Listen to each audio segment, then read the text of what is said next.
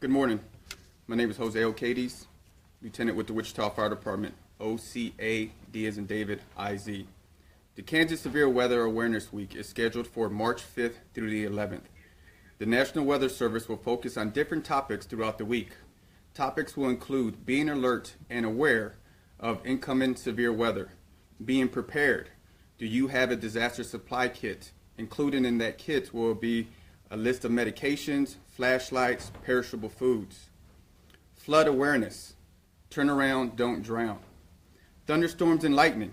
When you hear thunder or see lightning, stop all outdoor activities and seek shelter. Large hail and damaging winds are part of the thunderstorm's arsenal. Tornado safety. The National Weather Service will conduct a statewide tornado drill at 10 a.m. Tuesday, March 7th. Everyone is encouraged to participate in the drill by practicing seeking secure, safe shelter. This test will be broadcast over the NOAA All Hazards weather radio and local and TV radio stations. Local officials may also sound warning sirens. Area residents, businesses, and schools are urged to treat the drill as it were an actual tornado warning. Some tornado statistics for the state of Kansas. Last year, we had a total of 102 tornadoes. Out of those 102 tornadoes, there were 12 injuries and 0 deaths. The first reported tornado was March 30th, and the last reported tornado was December 25th, which made the tornado season 270 days long. 22 days with one or more tornado were reported. Most tornadoes in one day was 34. The busiest month was May with 63 reported tornadoes. In the month of June, there were 0 tornadoes reported. Sedgwick County throughout 2016 reported 0 tornadoes.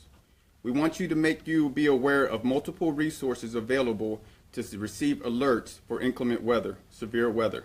TV, radio, smartphones, social media. If you have any questions, please contact the Wichita Fire Department, follow us on Facebook and Twitter, and you can also get more information on severe weather at www.weather.gov. Thank you.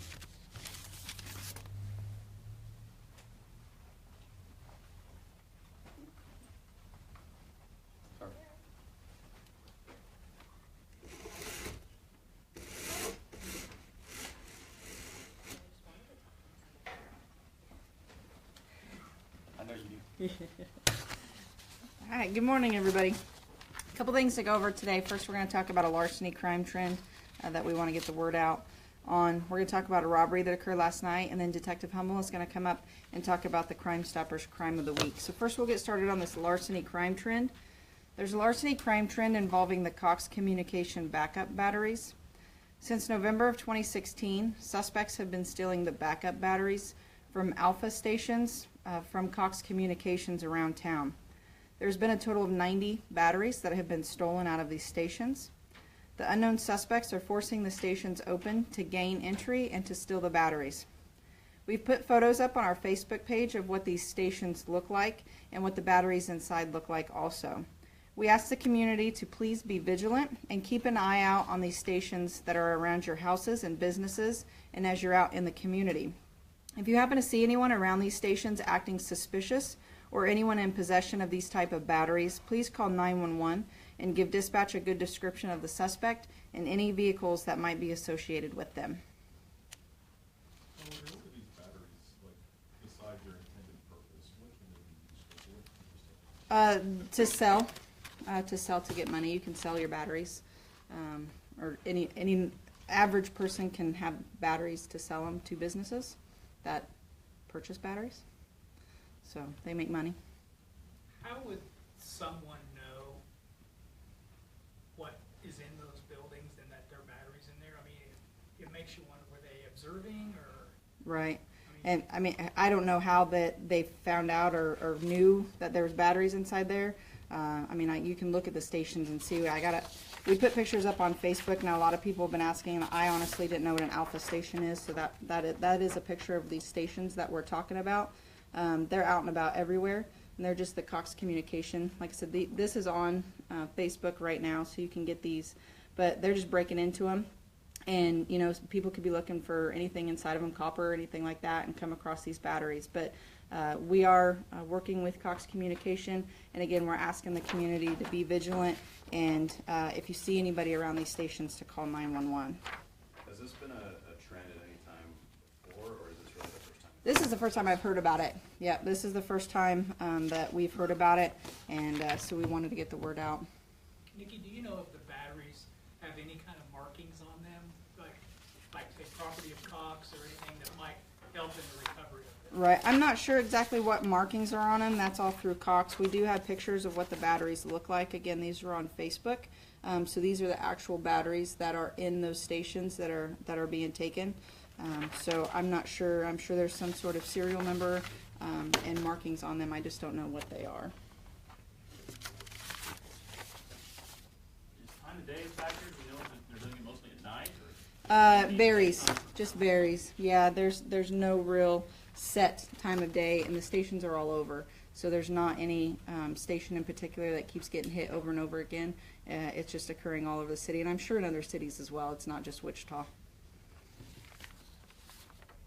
Okay. Talk about a robbery with an arrest last night. This case number is 17C 014074. 17C 014074. Robbery that occurred in the 2200 block of East Central. This occurred on March 2nd at approximately 8:50 p.m.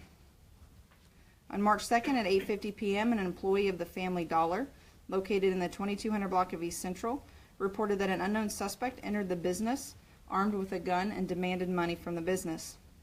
The suspect fled with another suspect from the business. Officers investigating the incident located the two suspects in the 1300 block of North Volusia, and after a brief foot chase were able to take one of the suspects into custody. A 31-year-old male was booked for aggravated robbery, felon in possession of a firearm, possession of marijuana, and traffic charges. Now, the investigation is still ongoing at this present time, and investigators are working to identify and contact the other person of interest in this case. What does the other person look like? I don't have his description right now.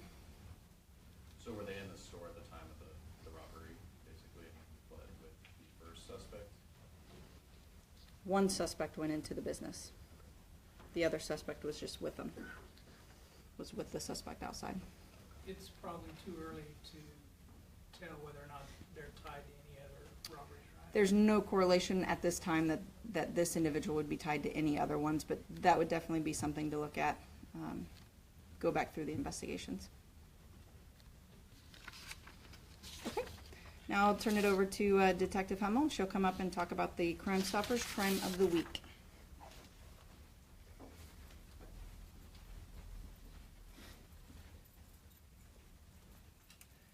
Good morning. This week, the crime of the week is a robbery that occurred earlier in the week that Sergeant Woodrow had already talked about on Wednesday, I believe. It is the robbery that occurred at the Quick Cash at 400 North Oliver. The incident occurred shortly before 9 o'clock in the morning. A suspect had gained entry through the roof of the business. In talking with robbery detectives, it appears that this individual did that when the business was closed. Made a hole in the roof and then waited for the employee to show up the next morning, which was Tuesday morning, the 28th, and then gained entry through the attic and then surprised the employee when that person walked in the employee area. What had happened was the employee came in, was zip tied. The suspect spent approximately 10 minutes inside of the business and left with an undetermined amount of cash. The suspect, there was some surveillance from a neighboring business that showed the suspect leaving southbound on Delrose, and there was a vehicle that we put out on Facebook just a little bit ago that we would like to identify. This vehicle was seen in the area at the time of the incident, and it's a blue Ford Mustang late model GT. And again, this picture was captured from surveillance footage from a neighboring business in the area, so you can take a look on Facebook to see that. We're very interested in identifying that vehicle to find out who might own it, who might have been driving it. If anybody has any information, we'd like you to call Crime Stoppers at 267-2111. I believe we put the suspect description out earlier in the week, but I can go through that again if you all need me to. That's all I've got.